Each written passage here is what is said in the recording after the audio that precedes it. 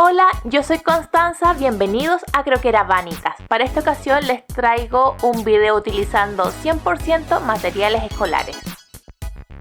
Me pareció que iba a ser interesante pintar este vaso plástico que tengo, que tiene ese efecto holográfico. También he escuchado que le llaman piel de unicornio, en el que básicamente dependiendo de cómo le llegue la luz se ven los colores diferentes. Así que tomé una fotografía para que me sirviera de referencia. Y si a ti te interesa hacer este dibujo, puedes ocupar mi foto de referencia. Tienes que ir a mi cuenta en Instagram, ir a la historia destacada que dice referencia y ahí encontrarás esta foto junto con otras más que tal vez también te pudiesen interesar. El papel que voy a ocupar es de la marca Canson, es de la línea escolar y de hecho la última vez que pude ir al supermercado vi que los tenían a la venta. Es un papel de grano fino de 140 gramos, el típico bloc de colegio. Para la parte del dibujo me ayudé del programa Photoshop, hice un archivo de exactamente el mismo tamaño que la hoja que voy a ocupar para dibujar. Puse mi fotografía ahí y eso me ayudó a tener las medidas que necesitaba traspasar a mi dibujo. Utilicé el método de la grilla, que consiste básicamente en hacer una cuadrícula sobre la hoja y en la imagen de referencia para ir dibujando por cada cuadrícula. Pero este video se va a centrar sobre las técnicas del coloreado y quiero explicarles muchas técnicas y tips para que saquen el máximo provecho de sus materiales. Tengo 4 marcas de lápices escolares y utilicé un poco de todo. Tengo los ecolápices de Faber-Castell, otros lápices de Lira, los Crayola y también los Prismacolor Junior. Voy a comenzar pintando de izquierda a derecha, ya que yo soy diestra, por lo tanto correspondía empezar con la parte de la sombra. Y aquí comencé pintando las letras. Y voy a usar una técnica que se llama barnizado. Primero con el color gris, di una capa ligera por todas las letras. Pero si seguía agregando más capas de este color gris, lo que iba a pasar es que iba a quedar un color más oscuro del que yo quería para mi dibujo. Pero si no agregaba más capas, lo que iba a pasar es que se nota esa porosidad del papel, esos puntitos blancos, y no era un efecto que tampoco estuviese buscando. Por eso voy a usar la técnica del barnizado, que consiste en hacer mayor presión con el lápiz. En este caso yo voy a estar utilizando un lápiz blanco que me va a servir para que el color quede un poco más claro, y como estoy haciendo mucha presión, entonces van a desaparecer esos puntitos blancos, porque básicamente lo que hace es alisar el papel. Esta técnica puede ser muy útil y es bastante rápida, pero tiene la desventaja que tienes que estar seguro de cuándo utilizarla. Porque ya que dejas el papel saturado con la cera y la superficie muy lisa, es prácticamente imposible luego agregar más capas de color. Luego seguí trabajando en el resto de la sombra. Continué con el color gris. La parte de la tapa tiene que verse casi totalmente gris, pero el resto del vaso, como es transparente, sí deja ver los colores. Ahora estoy utilizando otra técnica para pintar, ya que voy a tener que mezclar muchos colores y no voy a hacer el barnizado como si lo hice con las letras, sino que voy a ir agregando varias capas para que se incorporen y se mezclen bien los colores. Con el gris pinté la tapa y el borde del vaso, pero ahora es momento de agregar más colores. El color que voy a utilizar ahora es el azul marino de los Prismacolor Junior. Estoy utilizando muy poca fuerza, haciendo muy poca presión para que quede una capa ligera de color sobre el papel. Yo estoy haciendo movimientos principalmente lineales y he escuchado mucho que dicen en videos para principiantes de lápices de colores que aconsejan los movimientos circulares. El color azul tenía que incorporarlo con el color violeta, que estoy utilizando uno de la marca Lira. Y aquí les voy a mostrar un ejemplo en otra hoja aparte para que vean que más que el movimiento en sí, lo que importa es la presión que hagas. Por ejemplo, aquí yo estoy haciendo movimientos lineales pero con muy poca presión y el color queda parejo y ligero como quiero que quede. Pero si hago movimientos circulares con mucha fuerza, va a quedar más cercano a un barnizado que lo que yo estoy buscando ahora, que es mezclar varias capas. Con esto quiero dejar en claro que más que el movimiento en sí, lo más importante es la presión que ejerces sobre el papel. Y cuando quieres mezclar dos colores, por ejemplo ahora que quiero mezclar el violeta con el azul, tienes que considerar un espacio en común donde se mezclen los dos colores para que se forme ese tercer color. Pero dejar también un espacio donde se note, en este caso, el azul y el violeta. Siguiendo con este ejemplo, aquí pueden ver de que puse una capa de azul, otra de violeta, pero siempre muy suavecito para que se vayan mezclando bien. Y en la parte del centro se va a formar ese tercer color. Pero abajo les puse como un esquema para que vean que el violeta parte más concentrado en la mano izquierda y lo voy haciendo menos concentrado, es decir, menos presión hacia la derecha, y el azul lo puse más concentrado en el centro para que se mezcle bien con el violeta y más ligero hacia la esquina. Esto mismo es lo que vamos a llevar al vaso, con mucha paciencia, agregando muchas capas. En este caso, como son colores que están contiguos en el círculo cromático, quiere decir que están uno al lado del otro, el azul con el violeta, es fácil hacer la mezcla. Lo que tienes que tener en consideración es que, por ejemplo, hay azules que se acercan más al violeta, otros que se acercan más hacia el verde. Entonces, obviamente, en este caso que vamos a mezclarlo con el violeta, vamos a buscar un azul que se acerque más hacia el violeta. Ahora lo que va a ser el color principal de esta sombra, que es un color turquesa. Estoy ocupando uno de los ecolápices de Faber-Castell y comencé pintando de la parte donde la sombra se encuentra con el vaso y acercándome hacia el costado. Como todos los otros colores, aquí estamos trabajando la técnica por capas, así que muy ligero para que se puedan ir mezclando los colores. Con el color celeste pude unir la parte turquesa de la sombra con el otro extremo donde teníamos el azul con el violeta. Este va a ser un tono intermedio y siguen siendo todos colores que están unos al lado del otro en el círculo cromático, por eso es tan fácil mezclarlo. Fui repasando los colores, agregando más capas, y cuando ya tenía bien claro la disposición de los colores en esta sombra, entonces ahora sí fui haciendo un poco más de presión para que los colores quedaran más intensos y no se noten tanto esos puntitos blancos. Pero el momento de hacer presión es siempre cuando ya estás terminando de pintar esta parte del dibujo y no al principio, porque si no, no hubiese podido mezclar tan bien los colores. Con un verde claro di algunos detalles.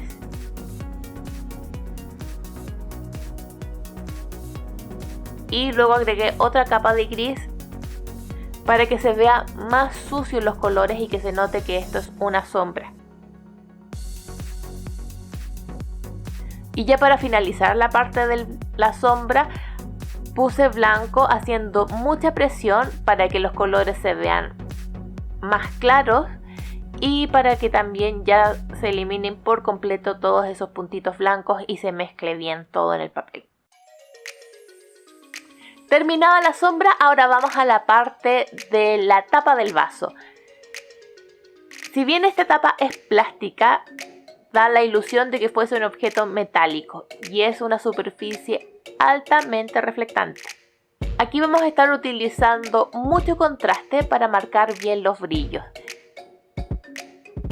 Aquí, ¿qué es importante? Primero, de que tengamos el dibujo bien claro, porque hay algunas partes que nos tienen que quedar sin pintar o con colores muy suaves que casi no se notan, y otras partes de sombras muy intensas que tienen que verse los colores casi negros.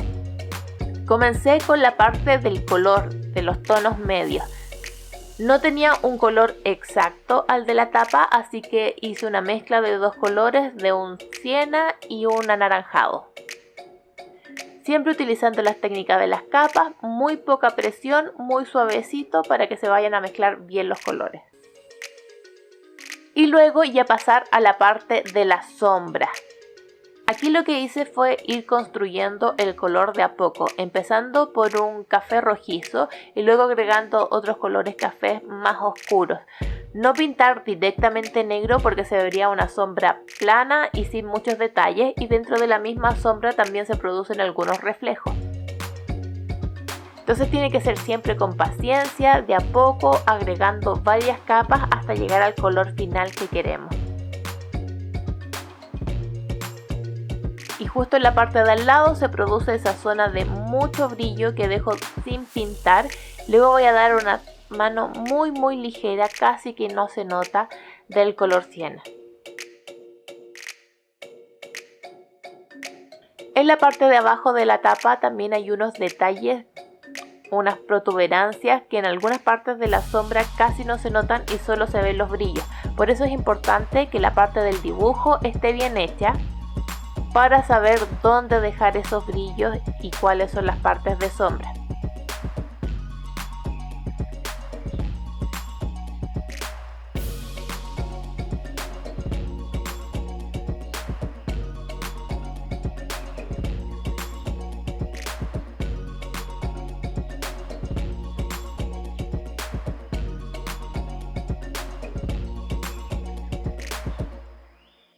Y ahora vamos a la parte más importante, que es la parte del vaso en sí. Aquí la estrategia fue dejar las letras como son blancas sin pintar y siempre utilizando la técnica de las capas para poder mezclar bien los colores. También dejé marcado, utilizando una regla, algunas líneas de los sectores donde tenían brillos diferentes. Hacia la parte izquierda del vaso se produce un sector de brillo que hay colores muy claros. Está el color turquesa, pero también hay un poco de un amarillo y un color naranjo que se junta con un verde. Entonces estos no son colores que están tan cercanos en el círculo cromático como es el amarillo con el turquesa. Por lo tanto, al juntarse van a formar un tono un poco verdoso y hay que tener cuidado en este sector del vaso de no mezclar más de la cuenta, porque sí tienen que alcanzar a distinguirse los colores y no que después se vea todo como un tercer color, una mezcla verdosa.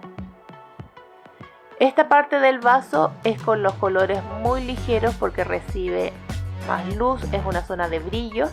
Entonces siempre muy ligero y luego con blanco haciendo más presión y para que los colores se vean más claros y quede el papel ya más liso y no se noten los puntitos blancos. Luego la parte de más color del vaso y son básicamente los mismos colores que utilizamos para la sombra. El violeta, el azul, un celeste, un turquesa. Y también voy a agregar un poco de verde en algunas partes específicas cercanas de la bombilla. Como el vaso es un elemento translúcido, se va a notar en la parte del centro la bombilla, pero las letras como están pintadas son sólidas, entonces se ven blancos. Eso siempre lo dejo aparte sin pintar. Dejando algunos espacios en blanco que son los del brillo. Y también hay unas manchitas que son como huellas dactilares, esas también las dejé en blanco. En un principio puede que esas manchitas de las huellas dactilares se vean muy grandes, pero al final cuando ya tengamos los colores en un estado más avanzado, voy a ir trabajándolas un poco más, entonces van a quedar más reducidas. Siempre considera de que los lápices de colores son un medio translúcido, por lo tanto es mucho más fácil dejar apartados los brillos, los blancos, sin pintar y luego trabajarlo, a que pintar todo y después marcar brillos. Tendrías que ocupar otro medio, como por ejemplo un lápiz tinta blanco o algo así.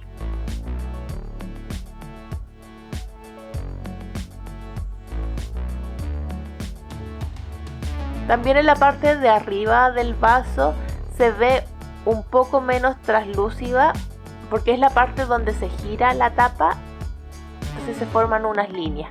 Todos esos detalles luego los hice con el lápiz gris.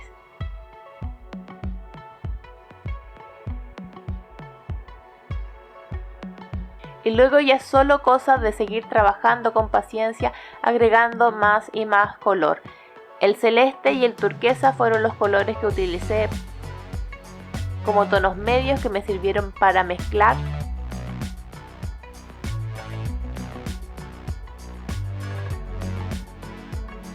Hacer este dibujo me tomó bastante tiempo porque es un formato relativamente grande para lo que yo suelo pintar. De hecho, el dibujo es un poquito más grande que el vaso en su tamaño real.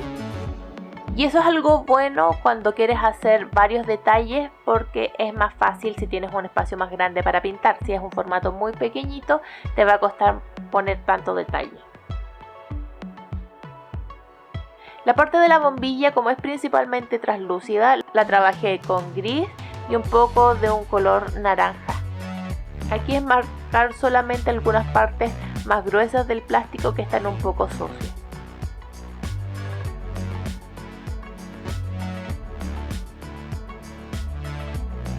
Yo sé que a veces hay personas que se desaniman porque tienen solo materiales escolares y piensan que si tuvieran otros materiales más caros como los Prismacolor Premier pintarían mejor o tuviesen mejores resultados y se frustran un poco por eso. Mi idea con este video es demostrarles que tú puedes ocupar solamente materiales escolares y puedes obtener un buen resultado. Yo quedé contenta por cómo quedó este dibujo. Es algo que si yo veo el resultado final no pienso, uy, esos son materiales escolares, no se ven tan saturados los colores o no se mezclaron bien. Creo que se llega a un buen resultado y que siempre lo más importante es la técnica con que tú vayas a ocupar tus materiales más que los materiales en sí. Y ahora de que estamos en un tiempo en que estamos más en casa, tenemos esta posibilidad de que antes no teníamos de poder dedicar más tiempo a pintar u otras tareas creativas, así que aprovechen los materiales que ya tienes. Muchas gracias por haberme acompañado hasta este punto del video. Si te gustó, regálame tu manito arriba, suscríbete al canal si quieres ver más contenido así y activa la campanita de las notificaciones. Yo te espero una próxima semana con un nuevo video en Croquera Vanita.